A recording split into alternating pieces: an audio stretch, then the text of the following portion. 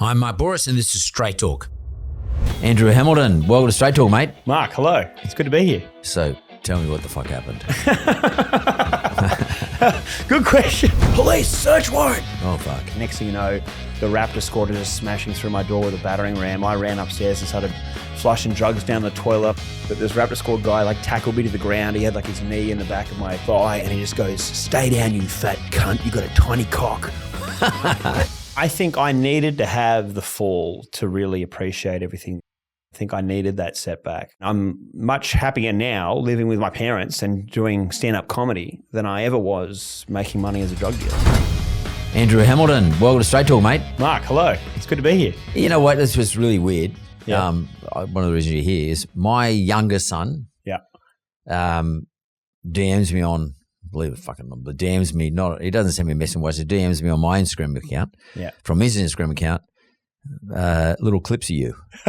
And this was some months ago. And I just went, just gave him a thumbs up or something. He goes, "Oh, Dad, you don't fucking understand that, do you? You don't get it, do you? You don't understand it's a piss take, do you, Dad?" Because I didn't know you were. Yeah. And this is my fake business podcast. Yeah. And he said, "Dad, it's a piss take." My son was taking the piss. He's 32. He was taking the piss out of me. He's saying, "Yeah, silly old fuck." This is what you sound like. Yeah, you don't understand this shit. This is you, Dad, you idiot. And anyway, that's great. And welcome. Thank you. And what's the T-shirt, mate? Confit? Confit, yes. This is my mate Joe Kwan owns a gym in Parramatta that's run all by ex-cons. Yeah. So it stands for Convict Fitness. Yep. But I got connected with Joe from doing a previous podcast I had where I was just trying to interview people who had similar stories to me where they'd gone through shit and then turned their life around. And Joe now runs Confit in Parramatta, and they also have a social enterprise called Confit Pathways, where they go into Sydney or New South Wales juvenile detention centres and help guys that are locked up to turn their lives around through fitness, or they help them to get university scholarships. It's awesome. But that's pretty cool. Yeah, it's very cool. And so they're training the hell out of me at the moment, and so I go in there every day, and I've got a whole bunch of ex-cons yelling at me. So I want to go back a little bit. You acquit yourself quite well when you speak. And part of your gig now, you're making dough out of being the way you speak. And we'll talk about this, your tour coming up. I want to talk about your book coming up and your podcast, etc. But if I just, I know lots of ex-cons in my life.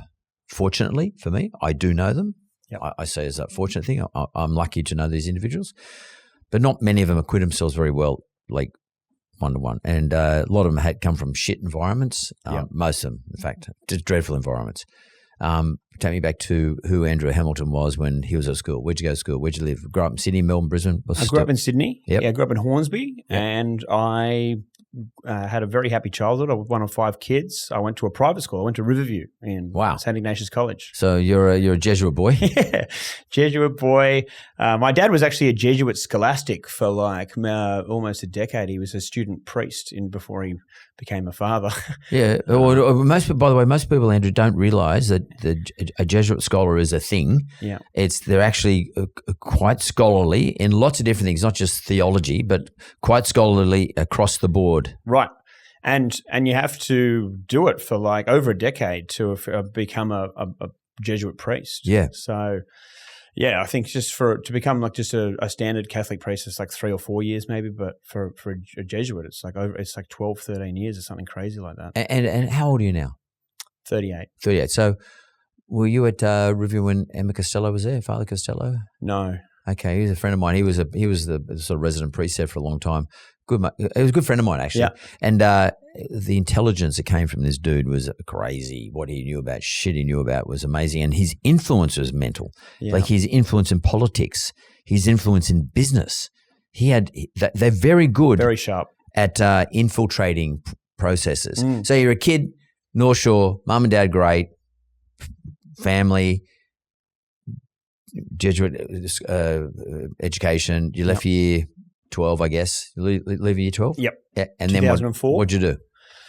Then I didn't really know what I wanted to do with my life. I went and just started studying an arts degree at Sydney Uni, and just drinking a lot, doing a lot of drugs with my mates, and I was pretty aimless. And then I did that for a year or two, getting very average grades. And then I was getting into a bit of trouble in Sydney. I was getting into too many fights at pubs. And so I decided I needed to change my environment. And I went to Charles Sturt University in Bathurst to just have get away. Yeah, just to have a scene change. And so I just randomly scrolled through all the degrees they had on their website and just picked a random one. And it happened to be, I think, just by sheer luck that it was one that I turned out to be very interested in and was good at, which was public relations. Like as in comms, communications. Yes. Yeah. So like as a degree in marketing or communications. That's it. Yep. Yeah. They so did you enroll there? I enrolled there, went there, lived on campus for 3 years, and had a great time there in Bathurst. It's amazing. I mean, it was like whenever you see college movies in America, it was like that. You're living on campus with guys and girls in the same dorms together, and you're just drinking and partying and trying to fit in some study. Yeah. But you probably don't get up to as much mischief as you would if you were here in Sydney. It's not as intense. It was different. There was a lot of drinking and sex and drugs. I wasn't getting into fights anywhere near as much. So it was a much more acceptable kind of trouble. Sort of benign. Yeah. A bit more benign. Yeah. So you do your degree, then what happens? What job? Well, I got close to graduating. I think I only took 2 subjects to go. What the fuck? You didn't leave, did you? My lecturer was being asked by employers if they would recommend anyone that they think's pretty like good. Internships and stuff like Exactly. that. So I got recommended for a job. I went and did the job interview, got the job, and so I was like, well, I don't need the fucking degree anymore. So, got the job. So I just a job doing what? Working in public relations. Back here in Sydney. Yeah. So just quickly define to us what public relations means. Like you talking about corporate relations, or you're talking about publicity, publicist, or brand pusher? What is it? Yeah. So I was working mainly for corporates in helping them with their media relations, either to help market whatever the main stories that they wanted to push out in a lot of traditional media. Yep. And then as I continued to progress in public relations, I started doing more crisis management as well. So if companies fuck up, I'd be telling them, advising them on what the messaging should be and how to keep us out of the paper, that kind of stuff. Yeah. So sometimes putting you into the paper if you've got a good story to tell. Getting out of the papers if the paper's telling a bad story about me. Bingo. Which is pretty much the PR mantra. Exactly. Yeah, right. Like so, and good at that. I was very good at that. Yeah. So how long did you do that for?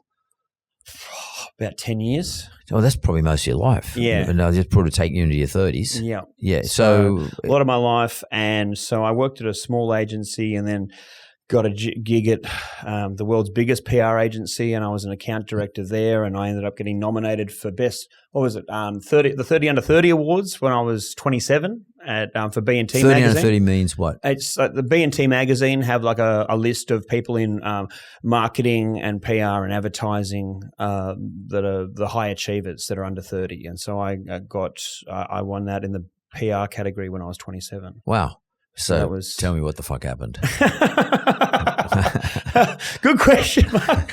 I don't know, man. At the same time, I was just a degenerate alcoholic and gambling addict, and I was just a mess. And I think I got into degenerate. Yeah, really. I was just a mess, man. Yeah, I was just. I was like after hours, obviously. A chronic gambler. Well, I was after hours until the last few years when I just became a massive cokehead all day, every day. The wheels kind of. What period are we talking about now? So, I mean, my gambling problem started when I was about 18, like pokies, bad. And then as I got older, I just never had any money. Anything that I had would just slip through my hands very quickly. And so by the time I was at uni, I was, living on campus, and I had very little money, and I ended up going to Thailand with a bunch of mates and trying magic mushrooms, and we fell in love with them. And so when I came home, I told my mate. As in psychedelics. Yes, psychedelic magic mushrooms. And I had such an amazing time on them, and it was just such this like world changing. It changed my perspective. But did you do it? Did you do it for fun, or recreational, or did you do it for curative reasons? No, for fun, recreational. Yeah. So we were partying. We were at a full moon party, and we were there the night before a full moon party in Thailand. Yeah, it's on one of the islands or something, isn't it? Koh Phangan. They had a place called Mushroom Mountain. Yeah. And you could get these magic mushroom shakes. Yeah. And so we had those, and they were really strong the night before. I think they weakened them on the night of the full moon party because there's just too many people. They can't handle that many people tripping out hard. So we had it the night before, and fuck me, it was just like flowers bursting out of my eyes, and it was just this kaleidoscope in my head. And I was like, this is amazing. And so we sat there on the beach as the sun rose, just coming down from these mushrooms. And I was just like, there's more to life than we know about. And so I had this kind of life-changing experience, and I came home and told my mate how good they were, and he started researching how to grow them. And next thing you know, we had different strains of mushrooms that I would take to uni and give to my friends. And suddenly they became very popular, and I'd start selling them to friends of friends as a little bit of side In Bathurst? In Bathurst at first, but then I finished uni pretty soon after. So then I was back in Sydney working as a junior PR executive, and then just selling a few mushrooms here and there to friends and friends of friends, which helped me to cover rent or to get me out of the hole whenever I'd like piss it all away gambling.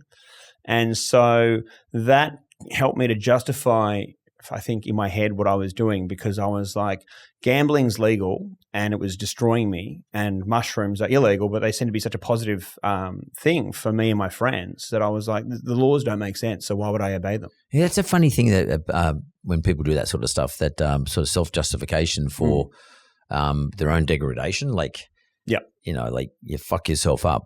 Yep. But if you thought about, I'm fucking myself up here, maybe that's the first step. It's nothing to do with how you get there. That's all bullshit. Like I'm fucked. I'm gambling. I'm physically unwell. I'm sure I might have one or two of the trips are good, but like I'm tripping all the fucking time. Like it's too much. But I'm actually go back and I say, yeah, but that's someone else's fault. Exactly. Nobody likes to have accountability, Mark. Yeah. But it was much easier to just go, fuck, the rules suck, I'm going to make my own rules, than to have a really hard look in the mirror.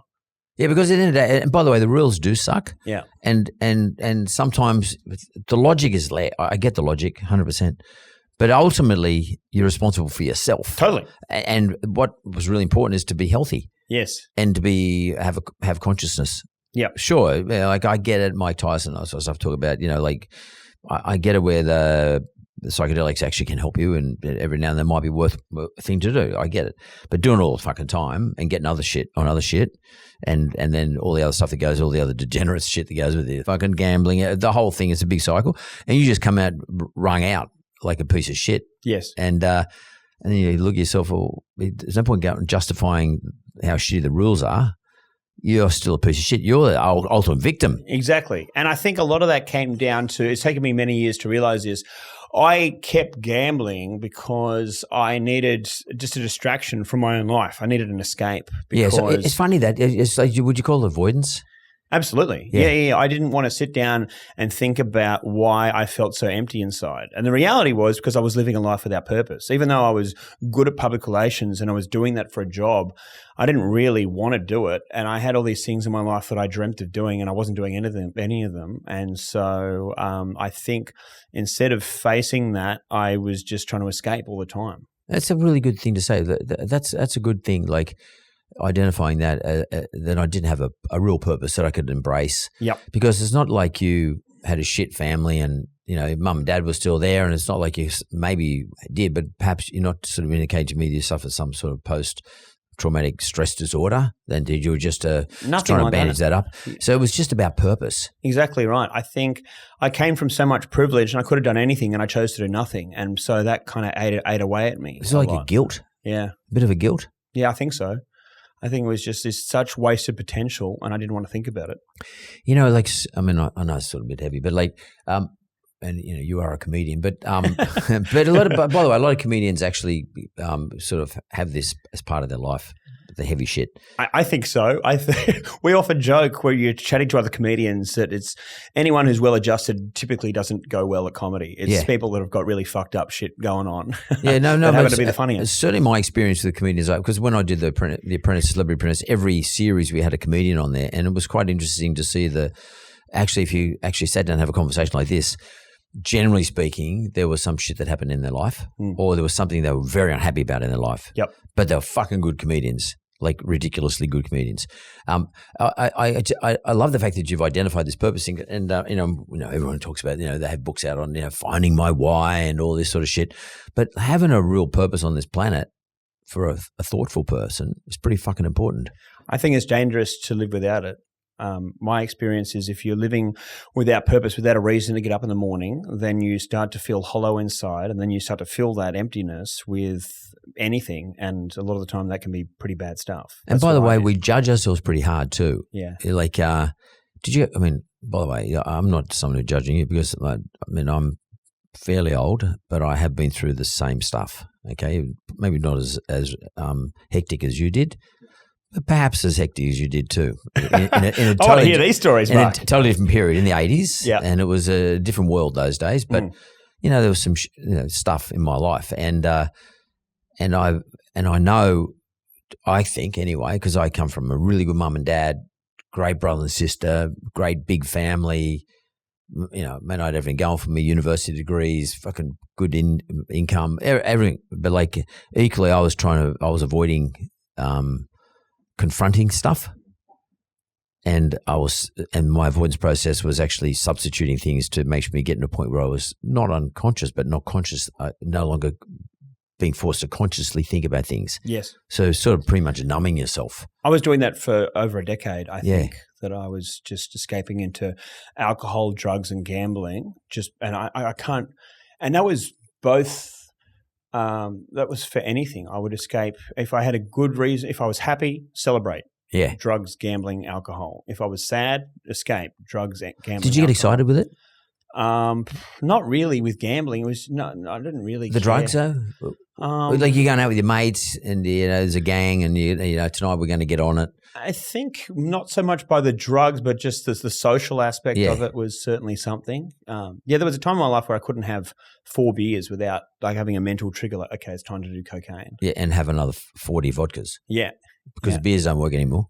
They get on to something else. That's it. And, the harder stuff. Or I'm getting too drunk, I better get on the gear. To sober up. Sober up. And by the way, now I feel sober, I'm going to get on to drink. Exactly right. Because I can drink more. Until, holy shit, it's Thursday. You've been going for 4 days. It's pretty fucking weird, eh? Yeah. How the fuck do we think that way? I don't know. Yeah. When I think back at just how fucked up I was. Like I would often go 4 or 5 days without sleep, just on a never-ending drinking and drug cycle. And it's just what a waste of my brain cells, but also just my life. Because now I do so much fun shit every day, and I can't look back. So you're drug free? Drug free. You're drug. Yeah, I drink alcohol, but drug free. Be more moderate as a drinker. Yeah, very much so. Yeah, I don't really drink spirits. It's just a couple of beers at gigs. Yeah. So, okay. So tell me about the pizza business. So I was selling drugs for many, many years, and that went from me just selling magic mushrooms to then that was a small business at the start, but every year it got bigger and bigger as more people heard about it, and mushrooms became more mainstream. There was a time where the fuck were you growing them? You let us say. My mate was growing them in his house, and they started as just like one little container to by the end it was like a whole house. It was like a pretty big operation, and we were growing like kilos and kilos of it every week. And what we were doing was dehydrating the mushrooms, getting all the moisture out of them, then blending it up into a powder and putting them into 1 gram capsules, because I found that was just an easier way for me to sell them, but also the taste was average. So it was just an easier way just to digest them. So it didn't taste like dirt. Exactly right. Yes. I mean, if you just follow the gelatin capsule, then your body just figured it out. But so that was a business? So that was a business that grew and grew and grew. And there was a time where it was only busy during like summer when people were going on like camping trips. And then I'd have this huge spike around the Vivid Light Festival in winter. When everyone's tripping out, going to see the lights. But then over the course of many, many years, that just became a huge business. And so then I expanded into MDMA and acid and ketamine and cocaine, because everyone would always come and ask me, because I'm going to a music festival or something, they'd be like, what else have you got? So in the end, I started catering to all of that just as a one-stop shop, which people found to be quite convenient. And so by the time COVID came around and I'd stopped gambling, I had a partner and I got into my gambling, and so the money started to pile up, and I was like, I need something to do with this. And cash. Starting to pile up. Cash. And so Hard to spend. Yeah, hard to spend. I mean, I tried my best, Mark. I was putting about $8,000 of coke up my nose a week, and I was spending a fortune on eating out at restaurants. So $8,000. What period are we talking about? 20s, early 20s? This is this is recently. This would have been like when I was 35. So what's a gram of coke cost now?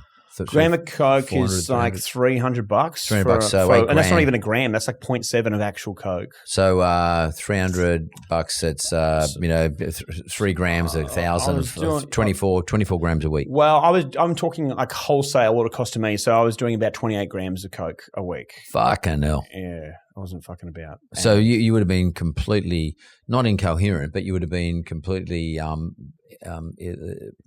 not in reality. Yep. Like the whole world's fine. Exactly. Nothing's going to happen. No, exactly. I think I thought I was too smart, and I thought I was just too low key to ever get caught. And so I was just selling drugs out of my house in Surry Hills, out of a townhouse. But it was like such a big house, and it was on a busy street that I thought people were never going to notice. People just coming on to knock on my door every now and then. And I had a business which was just people that had to be referred by someone. So I didn't have any like weirdos scratching at the door at 3 a.m.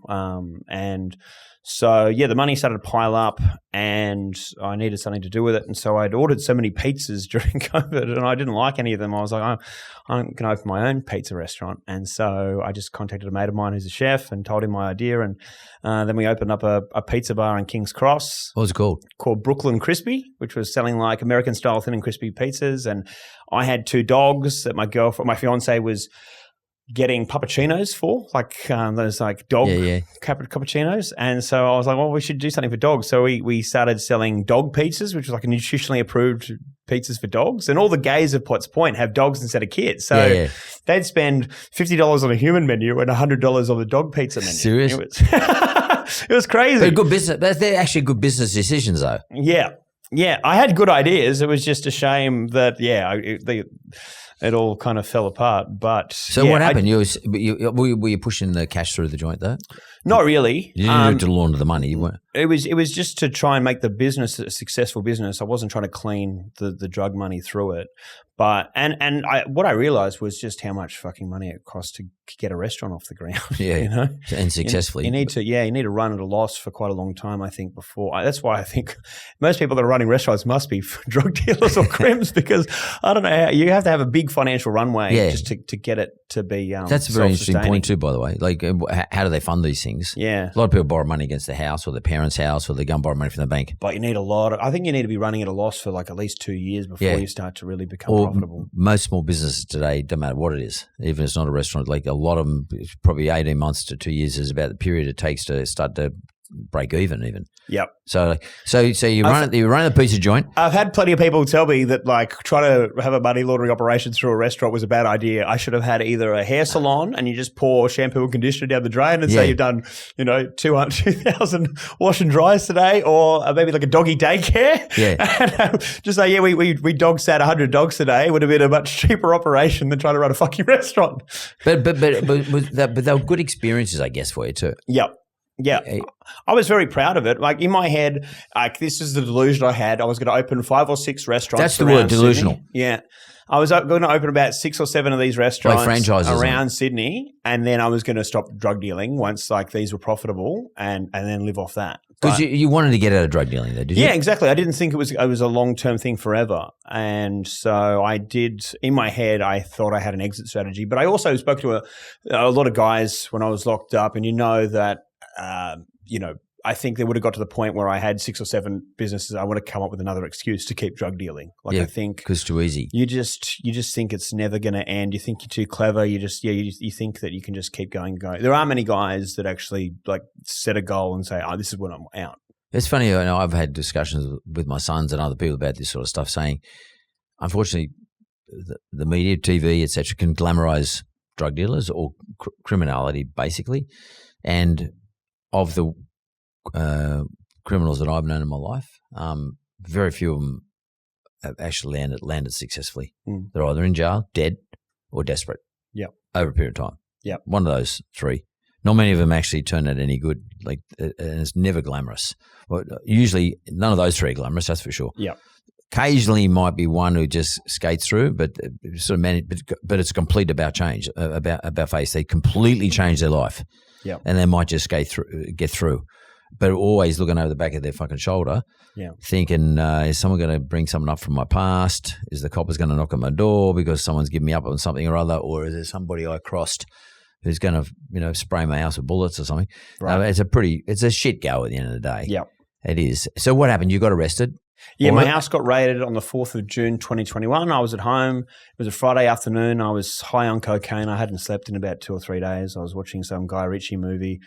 And then I just heard this loud crack in my front door. And I thought that some junkie or something in Surry Hills had fallen into my door. But then I heard, police, search warrant. Oh, fuck. And it was just so surreal. Like, I don't know how much time went on between everything because it all seemed in slow motion to me. But like next thing you know, the Raptor squad are just smashing through my door with a battering ram. I ran upstairs and started flushing drugs down the toilet. I heard them breach the house, and then I ran and hid behind the bedroom door. And I was like fat, like I was big at the time, and I'm just like trying to hide behind this door. Hopefully they won't see me. Like peekaboo. So they found me really quickly, and they threw me to the ground and. Yeah, they told me that I had I wrote a joke about it. This is like one of my first jokes that I wrote was that this Raptor squad guy like tackled me to the ground. He had like his knee in the back of my thigh, and he just goes, "Stay down, you fat cunt! You got a tiny cock." And I had pants on, so I was like, "How do you know?" And so the joke I wrote was, "They must have had me under surveillance if they knew I had a small cock in your bathroom." Right? So yeah, it was just a crazy experience that I just sat on the couch as the house just was filled with cops, and they issued me the search warrant and went through the house and found drugs everywhere because at that point I was too fucked up. Like I had a stash house where I kept a lot of the drugs, but because I was so coked up, I got complacent and just like instead of going back and forth, I just bring too much over to the house. And so yeah, it was just it was a bad day to get caught, but it could have been worse. I could have had more in there. But so what did you get? What did you get convicted of? I got convicted of large commercial supply of psilocin, which is the active ingredient in magic mushrooms, LSD, and so large commercial supply of mushrooms and acid, the supply of MDMA. And then because there was such a backlog of cases because of COVID, they allowed me to plea. They knocked down the cocaine and ketamine that I had to personal use, which were about half an ounce each. And funnily enough, that's within the realms of what was personal use for me. But the law usually says that they're not. If in that kind of level. So what was your sentence?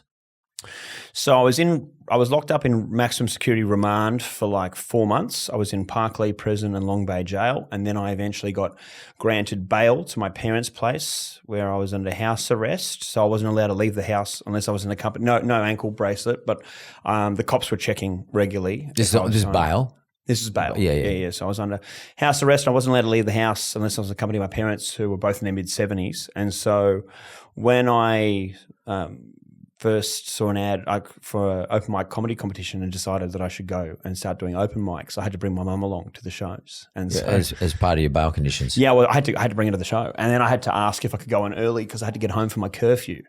And so I started doing that, and that started going well. And so when I got sentenced in July 2022, I got sentenced to an intensive corrections order.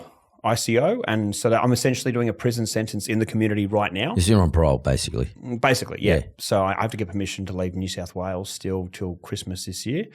And I had to do 200 hours community service. But one of the reasons that kept me out of prison was, firstly, I was doing clean piss tests. I was doing drug counselling. I had a full-time employment. But also the judge liked that I was doing stand-up. That wasn't one he'd heard before. And he thought that was a very positive sign of rehabilitation. Oh, yeah. And did it have anything to do with the style of stand-up you're doing? So in other words, sort of admitting or talking about the things that No, we tried to avoid – we didn't talk about content. The content of the comedy. That could have been a risk if he knew that I was joking about getting arrested to go to prison and joking about being a drug dealer. That may have brought up questions of remorse or anything like that. But so we didn't get into the content. So that's mad though. So you eventually found your purpose, but you had to get arrested to do that, right? And by the way, how'd you feel being locked up and put in remand? I don't know where you first went to. You would have gone to Silverwater, I guess. But Parklea. Parklea. So you're on a remand and you're like day one. I mean, did they put you out at Surry Hills somewhere to the first? Did you were you at the police centre? Yeah, so you go to the Surry Hills Police HQ for a night. So you were fucked up. Down in the dungeons. How did you feel? Oh, I mean, I hadn't slept in days, so I just tried to sleep. Yeah. I just tried to sleep it off. And Were you sharing the cell?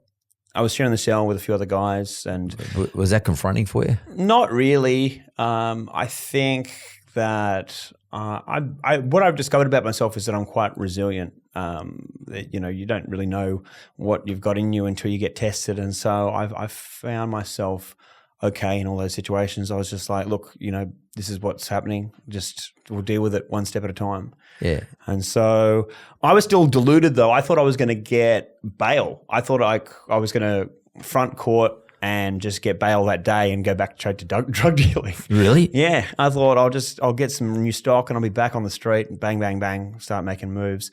But I got refused bail because I was on 2 indictables and bang, was on a truck to Parklea prison. And what about guilt in your family and stuff like that? How that all work?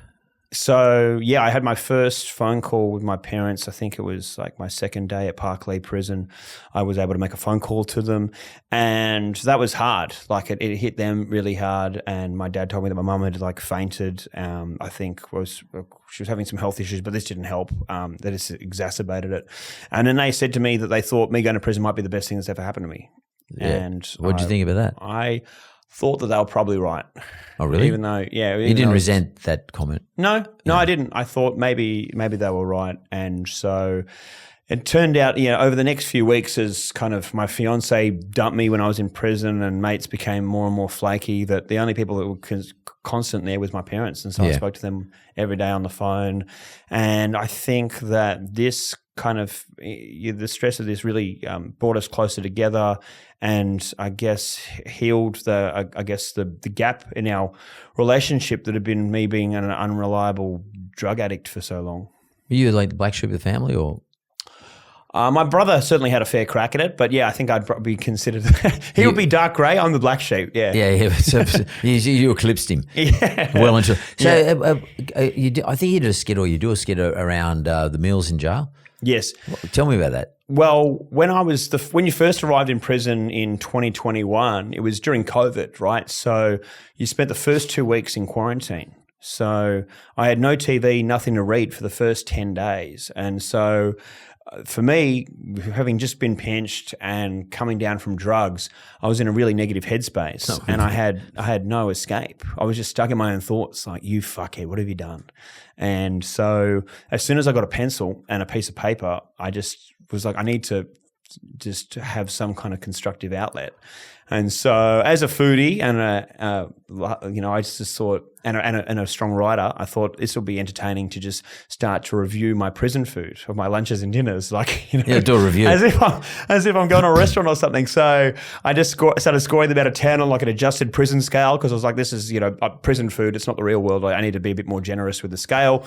And so I just started doing that every day, and I did it for the whole 125 days that I was locked up. And it was just a kind of a fun distraction. And I use it kind of also as a bit of a journal. And so then it would be fun to just argue with my cellmates about, like, I'd be like, oh, I'm giving that a 6.2. They'd be like, you're mad. That's a 4. So yeah, it was just a fun. But are you good at creating distractions? I think so. Yeah, I think I am. And then you make it funny. Yeah. So I started writing the food reviews, and then I started writing jokes a little while later, once I had sobered up and got off drugs and had a chance to just ask myself a lot of questions, like, if you could just start your life over from scratch, what would you do? And the only answer in my head was stand-up comedy. Really? Yeah, it was the only one. It was just like so loud in my head. But you'd never done stand-up comedy before? But I used to go to it a lot, and sometimes I would sit there and write jokes on my phone, but I never looked into like where was an open mic or how you'd even go about it. But I think deep down, somewhere in me just always knew that answer, but I just hadn't Is it scary doing stand-up comedy? Yeah, it was terrifying. The first few times. I mean, it still is terrifying now, but now I know that's the thing I have to do. But when you first get up there, and you start talking and everyone's quiet because they're listening to you. Yeah. And you haven't said a punchline yet. I'm like, fuck, this is, and then you say, and then you suddenly get to a punchline, people laugh and suddenly relief washes over you. But because that's your reward. That's your drug. yes, absolutely. Yeah. I'm addicted to comedy drug now. Yes. So, your brain gets a response and it sort of floods the system with serotonin instead of cocaine doing it. Exactly. I think that people that have very addictive personalities, they often focus on the negative side. But if you can find positive outlets for it, then an addictive personality can be a superpower. Totally powerful. Yeah, completely powerful. I'm noticing that you move around. Do you have ADHD? Or yes. Yeah. So but did you know you had that before? I did. I got diagnosed when I was about 8 years old, but it didn't really start to become a problem with me until I was about 16. Do they jam you with Ritalin? Dexamphetamines. I used to have like eight a day. So you're on Dexies. So not anymore. I haven't. No, you were, but you were. Yeah. But that because sometimes that's the start of the addiction. Like yes. For me, I've seen it happen before, and you stop taking Dexies because someone says you shouldn't be taking this. Basically, it's amphetamine speed. But you shouldn't be taking so many because you shouldn't take that many in the first place. But you start self-medicating. You take 8, and then you stop one day, and if someone says, "Well, you stop," okay, now what am I going to fucking do? So you pick some other drug. Yeah, and it just cycles and cycles and cycles, and it becomes. I was grinding my teeth and having trouble going to bed when I was 16, 17 because I was on so much dexamphetamine. Do you hold your hand like that on purpose? No, because the hand moves around. What I'm trying to work out is, are you conscious of it? No, I'm not. No, or self-conscious of it is probably another thing. Not really. No, sometimes my legs are just going crazy. It's natural. It doesn't bother me because I have family members who do this sort of stuff. I get it. I understand it. It's a good way to lose weight too, by the way. But no, because you're moving all the time. Constantly moving, yeah. No, totally. Yeah. No, you're. I mean, if you, I don't know if you've ever done one of these, but if you ever sat down and done a metabolic rate test. No. So it's a test they sit you down. You got to be relaxed. You got to sit down relaxed, or in your normal relaxed state. So in your case, you'd be moving. You can move around like that, but they put a mask on you and they measure the amount of oxygen you take in and the amount of carbon dioxide you push out, and they can actually work out how many calories that you consume at rest. At your rest. Yep. Your rest would be different than my rest because you've got ADHD. So, and they'll come up and say something to you like, you consume 2,500 calories just breathing, sitting, thinking, and your brain consumes most of the calories there are that you can consume out of every part of your whole body. And someone with ADHD would consume far greater amount of calories than, say, someone like me. Therefore, if you balance your diet out, you can lose weight really quickly without doing very fucking much at all. But it's even more impressive when I get fat because that means I'm really sick of the beers and eating burgers. You must be fucking consuming a hell of a lot of calories relative to your burn. Yeah. That's quite interesting. And ADHD people actually have a superpower when it comes to not putting weight on if they watch what they eat. Yeah. It actually is a superpower. Yeah, when I focus on my training and I'm actually like counting my calories, like I just smash it very quickly. Yeah, very, very quickly. Yeah. So go to jail, get let out. You're cognizant, family cognizance. In other words, you're sort of under house arrest sort of thing. Yeah. You're on bail, go through a period. Then you get sentenced. Sorry, you got sentenced, and you got you're on parole effectively.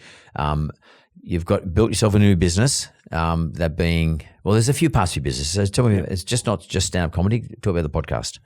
So yeah, I got out of jail. I mean, one of the things that was crazy about the prison thing was when I first started thinking about doing stand-up was because I saw so many funny things happen in jail. Like there was a time where I saw the guards talking, they were calling out for a David Wilson, or like David Wilson to the office, David Wilson, and then a whole yard of crims started going, Wilson, like I'm doing their like Tom Hanks Castaway impression, going like, Wilson, I'm sorry. And I remember laughing so much that I forgot about where I was. Like I forgot about the fact that I was in prison. I forgot about the guards and the fences and the cameras, and I was free just for a few seconds. And I was like, well, that's pretty powerful stuff. Fuck yeah. If laughter can make me forget I'm in prison. So that's when I was like, I need to do something with this. Were you doing any stand-up in prison? No, I mean, in my cell, to my cellies, not really in the yard, because, if you say a joke that goes the wrong way to a guy in the yard, you can have some pretty serious consequences. But, yeah, it completely changed my life. But don't they have nights and stuff like that, like entertainment nights? Like Maybe in like sentence prison and maybe like when it wasn't COVID, but like nothing. There was nothing going on during COVID. Like they had no classes, they had nothing. It was a pretty grim situation, and that's why like I think that they had the Parkley prison riot when I was there because like guys were just exploding because they had nothing to do and family visits were cancelled. It was just it was a powder keg. Forgot about that. Yeah. But yeah, so I got out and started doing stand up, and then that started going pretty good. So how do you do stand up? Like, I mean, like you said, you started doing stand up, but does someone invite you? Do you have to put an application? I mean, how does it work? You just look up. I'm sure in many major cities there's a Facebook group about their open mic nights, and so I just looked up where an open mic night was, and you just put your name in a bucket. And with like 20, 30 other guys, mostly dudes, and you just get your name randomly drawn out, and that's when it's your turn to do 5 minutes on the mic. And just at a club or something? It's usually at a bar, a bar in a small room where there's basically no one else there other than other comedians that are trying to make it. So how do you get your feedback? Well, that's the problem, right? Is because you've either got a bunch of guys that are studying on their phone what they're going to say, or they're jaded because they've been doing open mic comedy nights for 6 years and haven't gotten in anywhere. So they don't really want to laugh. So you've got to really be funny. I've heard it all before. Yeah, exactly. So, I mean, there's a lot of guys talking about wanking for 5 minutes, and they're like, "Oh yeah, just another. Here you go, another cum joke." Okay. Yeah. So you start there. That's where you even if no one's laughing that much, you still get the practice of saying the words. Yeah, in front of people. Yeah, and so that's important. But you're not getting the vibe though. Sometimes, look, I found if you're going to an open mic for the first time and you're doing jokes they haven't heard you say before, then you'll get an honest reaction. Particularly if you start to get laughs early, then guys will stop what they're doing and pay attention.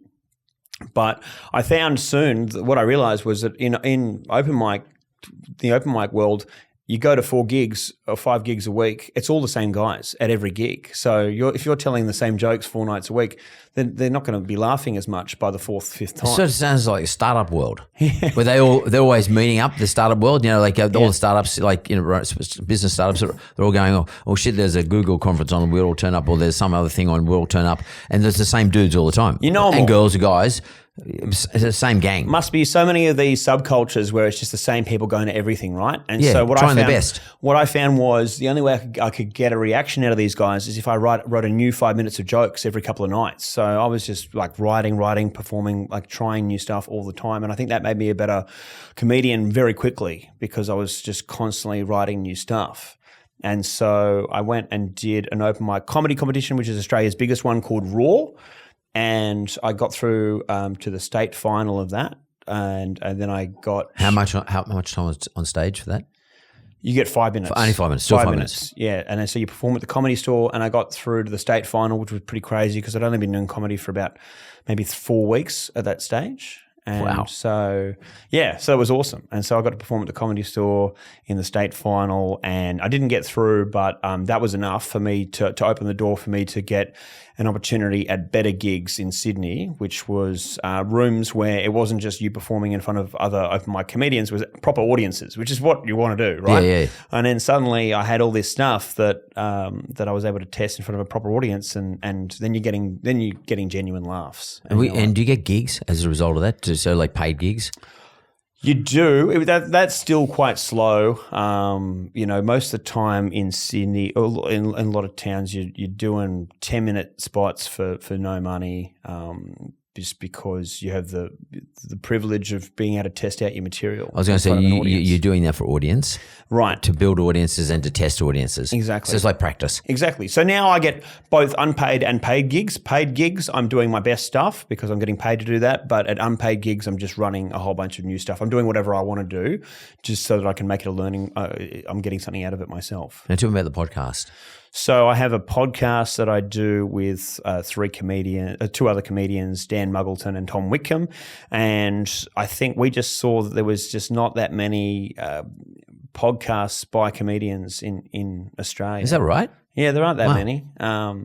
So particularly not ones that have a group of guys together. Who are actual comedians, Yes. as opposed to, say, the Life Uncut Girls, they're funny, Exactly. but they're not actual comedians. Exactly right. Yeah. So I'm talking about like stand-up comics doing a show together. But what are you doing? Like, what's the sort of general content? What are we talking about here? Like, you're taking the piss out of each other, or Yeah, it's a combination between just anything, what's happened to us that week, or things in the news, or just taking the piss out of each other. But we just talk shit for an hour a week, and yeah, it's slowly growing. But it's awesome because then those people that love the show will come to our live shows.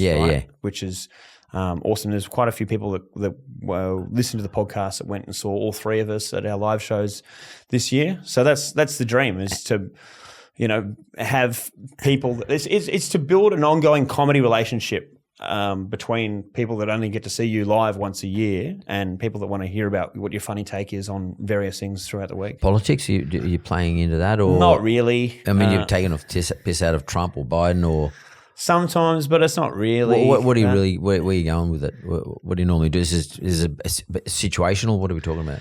I mean, I went and saw 2 live Terminator events last week, so I talked about that. I saw they had Terminator 1 at the Opera House with like a live orchestra, and then they had I saw Terminator 2 at the Hayden Orpheum, and they had the bad guy Robert Patrick from that movie like there in the audience doing a Q&A. So I just talked about the funny stuff from that. So do you sit there for example, in those 2 examples, in an audience, and you look for what?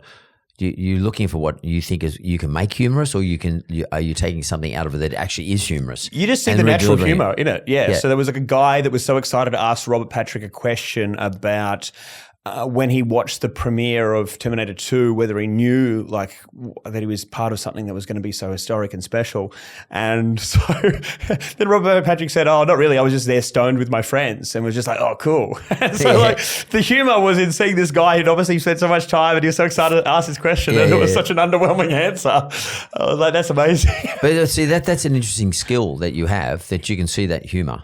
Yeah. Whereas the poor guy answered the question, he's going to feel fucking like let down like a heap, because he was expecting some overwhelming outcome. Like, well, this is my lifetime dream or something, or whatever. Yeah, we didn't know it was going to be such a huge cultural moment. This we changed the course of history. Right? Yeah. That was the answer he wanted. Yeah. It's just like, "Oh, not really, dude. I was stoned." Yeah. But do you think that the guy answered the question? Do you think he was taking the piss, or I think he would have had a real answer in his head, but I think that it was also true that he was stoned at the time. But I think that there would have been part of his head who was like, "Holy shit, this movie's amazing," right? But it was just such a funny answer.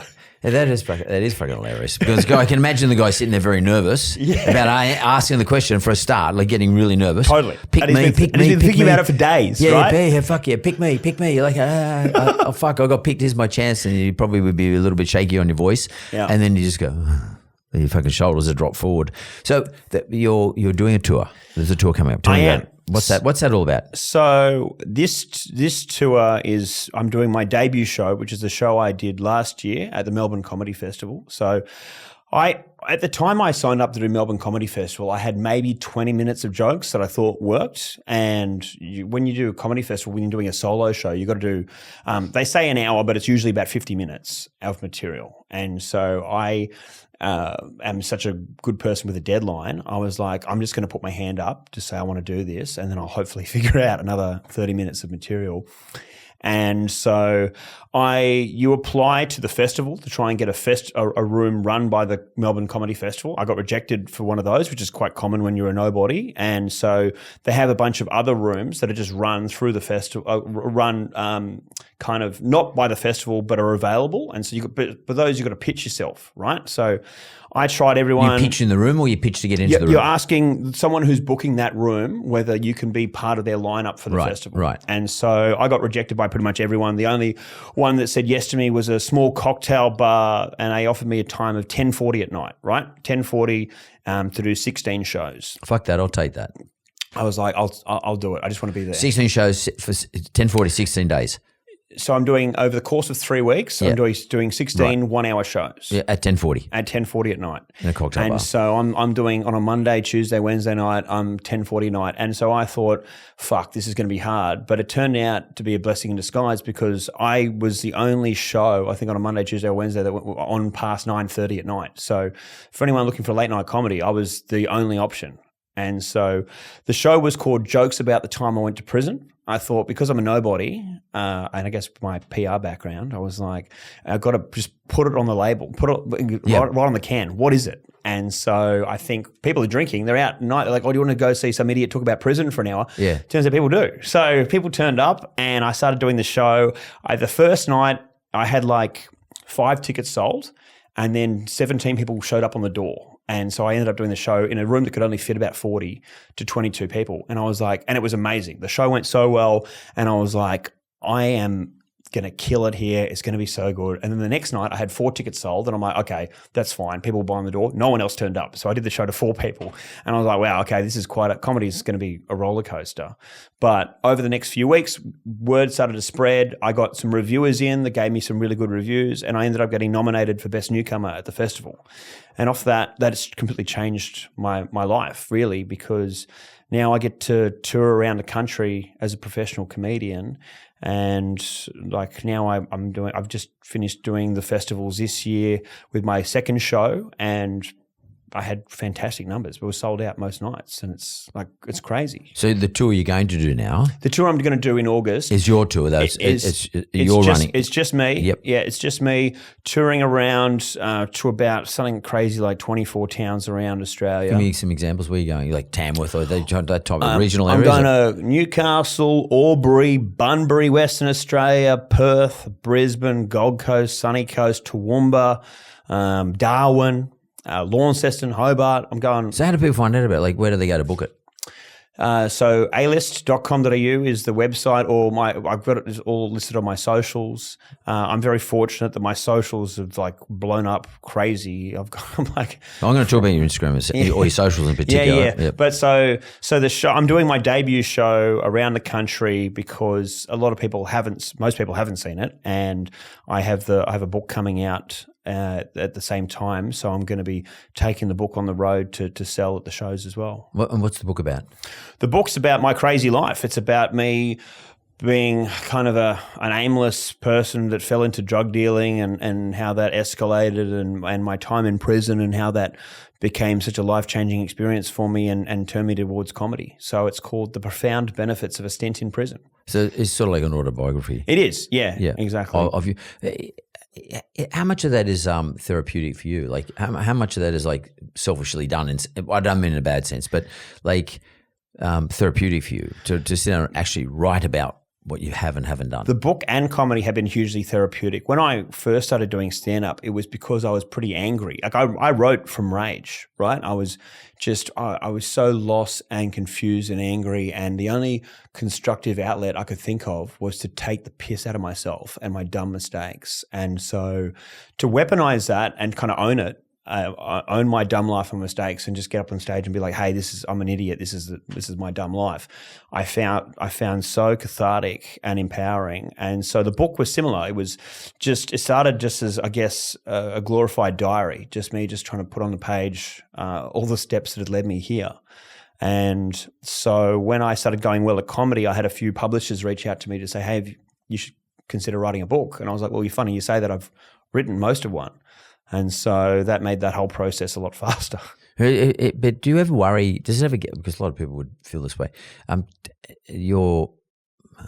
hate the fucking word, but your vulnerability, like you're out there putting it all on the line, you're just telling everyone about everything.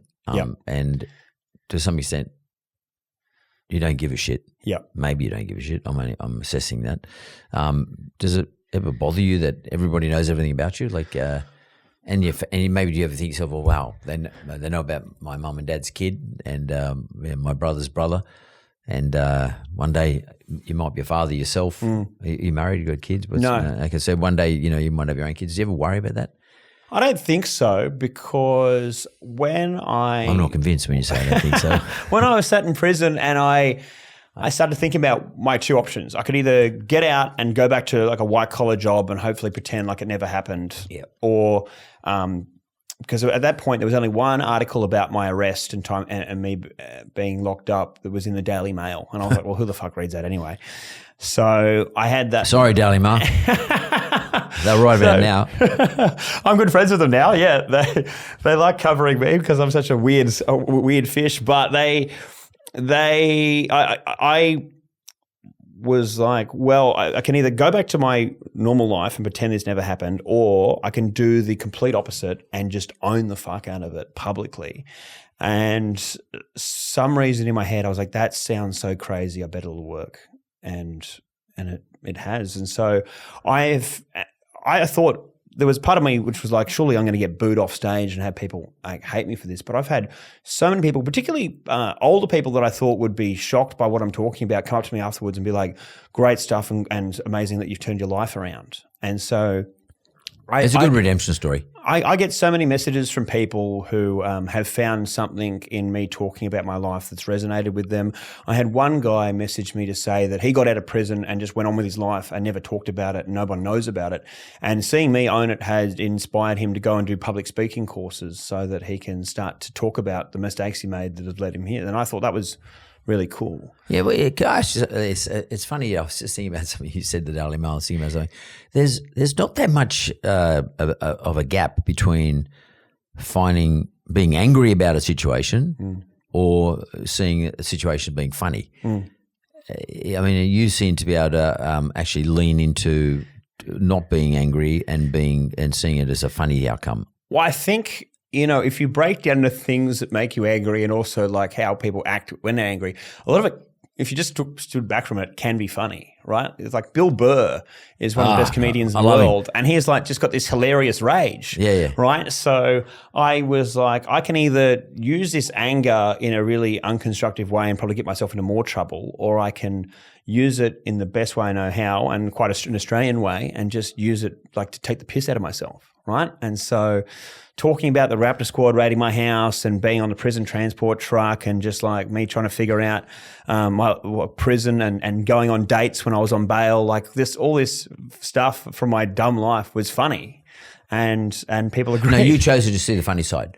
I chose to see the funny side. You absolutely. could have also said, "Fuck this, I'm angry." Yeah, but I've gone down that road before, and it doesn't lead you anywhere positive. And so I was just like, I tried to weaponize it in a positive way, and it's completely changed my life. Ever since I've been on this path with comedy, opportunity after opportunity has kept coming to me, and doors keep opening, and it makes me know that I made the right decision. You're also getting the sort of the chemical rewards in your brain too. Totally, it's giving you the right rewards.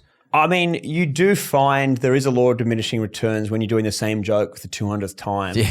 That's why I find you've got to constantly be coming up with new stuff, because when you have a new joke that you've just written and you test it out and it kills straight away, it's such a rush.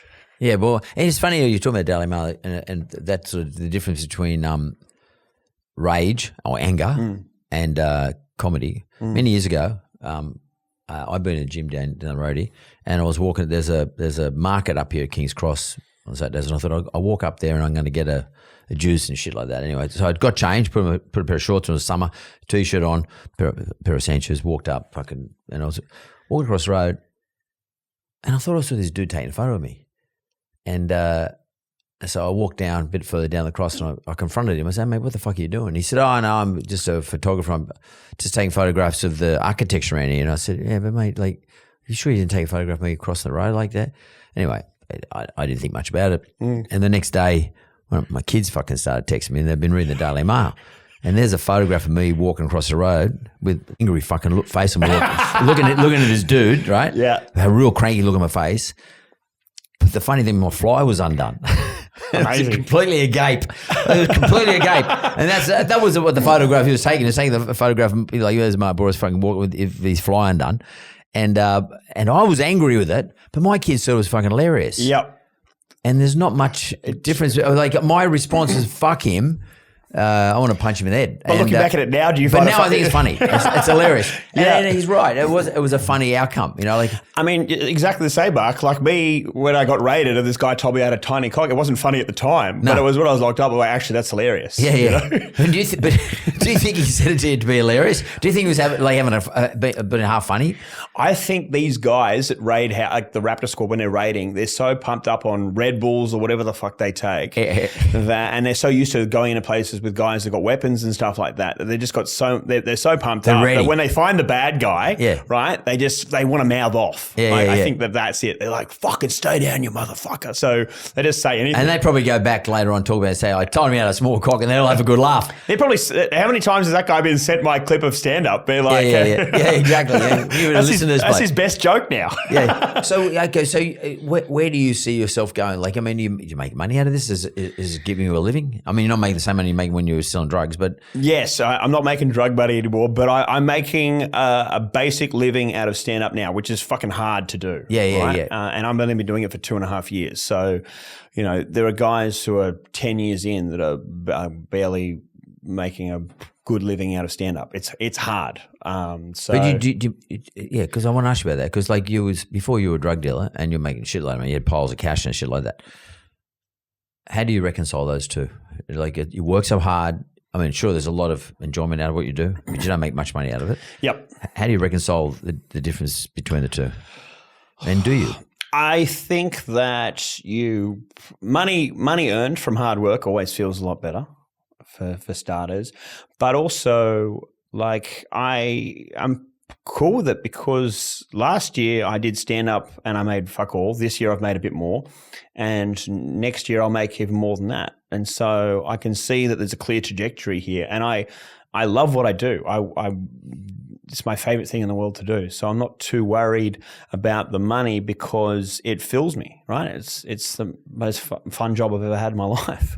And so to make any money out of it is crazy. But to make a living out of it, even a basic living right now, I feel like I'm living the dream. And so anything else is extras. And just on your socials, I mean, what are you doing? TikTok as well as Instagram, or just Instagram? TikTok and Instagram. Yeah, I've got no idea what I'm doing on either. I just post stuff and but that's your authentic. And how's the numbers going? Like you're getting good engagement. I mean, last year I think in April I had like 6,000 followers on Instagram. Now I've got 212 or something like that. Yeah, so it's like it's grown a lot. Yeah. And do you know your audience? So I mean, on Instagram, for example, on your socials, do you know your audience? Is it like young guys, young girls? What are we looking at? It's like 93% dudes, right? But the interesting thing is the social numbers aren't the same as my show numbers because women buy tickets to comedy shows much more than guys. Do they? Yeah. But any comedy? Yeah, any comedy. Generally. But particularly, I'm seeing... Like groups of girls? Well, or just take their boyfriend or partner or husband, whatever. But they'll be the one who's the instigator of buying tickets. Let's go to comedy. There aren't groups of like usually like 4 or 5 dudes being like, boys, comedy night tonight. Yeah.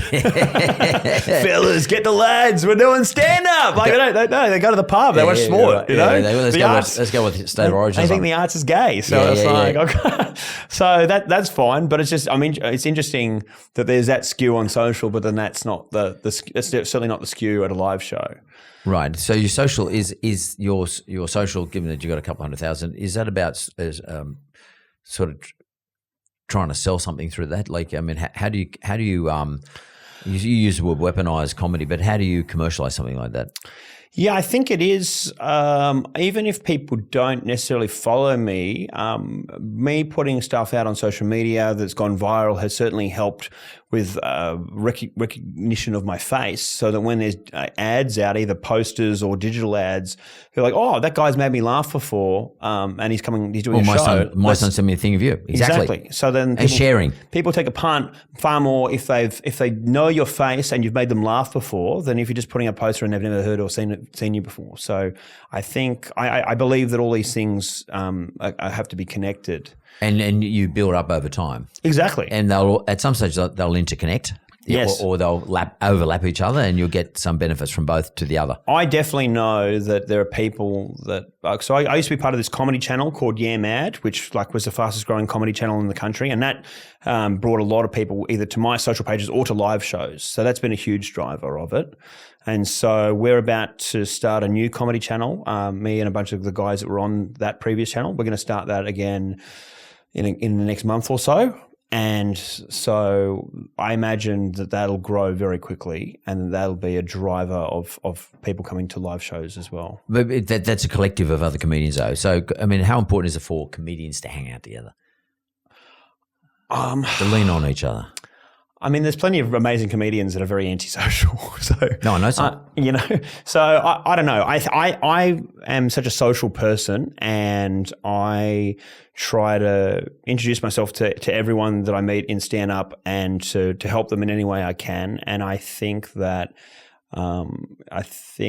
sometimes you don't really know the value straight away of these friends until later, or if they're just vouching for you for an opportunity or a gig or whatever. It just makes sense to me. How important is gratefulness to you? As a, I don't know if it's an emotion or whatever. It's just a virtue, being grateful. Grateful for what you're doing, because that's one of the things I just get out of this conversation. I mean, it's not a big money spinner as a comedian. Not yet, but I mean, that being said, Mark, I think that, my management say to me that I'm like, they've never seen anyone selling as many tickets to shows after 2.5 years in comedy as me. So the trajectory is very, very promising. Right? But what about gratefulness? I mean, is that just grateful that you can get up and do this shit? Oh, every time, man. It's so surreal to me every time I get up, particularly when I'm doing my live show, when I'm doing solo shows and people have bought a ticket to come see me and spend an hour with me. That seems still very surreal. And so I'm so grateful that they're there. And then because of my socials and who I am, at first it was people just going to see a comedy show or support the arts, but now it's people that are coming specifically to see me. And so I'm attracting my own audience, which then means that the shows go even better, because they know, they got a sense of what the content's going to be like, which makes the much more enjoyable comedy show, right? And so I love it. It's my favorite thing to do. People ask me, like, how can you go a whole month touring around and doing an hour show every night? Isn't that going to be draining? And I'm like, no, I get energy from it. Like I get my cup gets filled from performing and being around people. So that's the easy part. It's interesting. As you're talking there, I was just thinking about your dad's studies in theology as a Jesuit scholar, and the sort of things that they sort of study are concepts around virtues. But there's not just a Google type of study. It's a proper fucking study as to the concepts that sit behind things like gratefulness, and sort of like takes you back.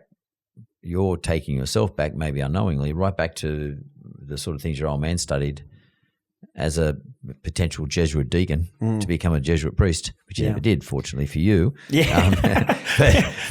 But it's funny. It's like a full circle, nearly. You're nearly going back to the sort of stuff that Jesuits would have taught you at Review.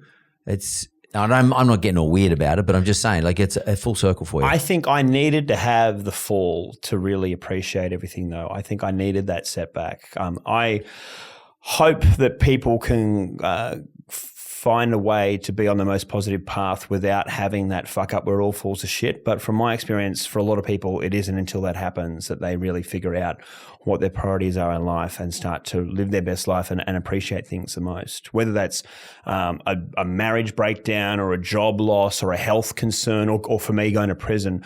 But a lot of the time it's during those times of stress and failure that people find something within themselves. And that's the way it went for me. And so now, I could have been bitter about losing my home and my fiancée and my dogs and my mates, but I realized I started to have gratitude, right, about the fact that I still had my health and family, and there were friends that I never thought would be there that came out of the woodwork.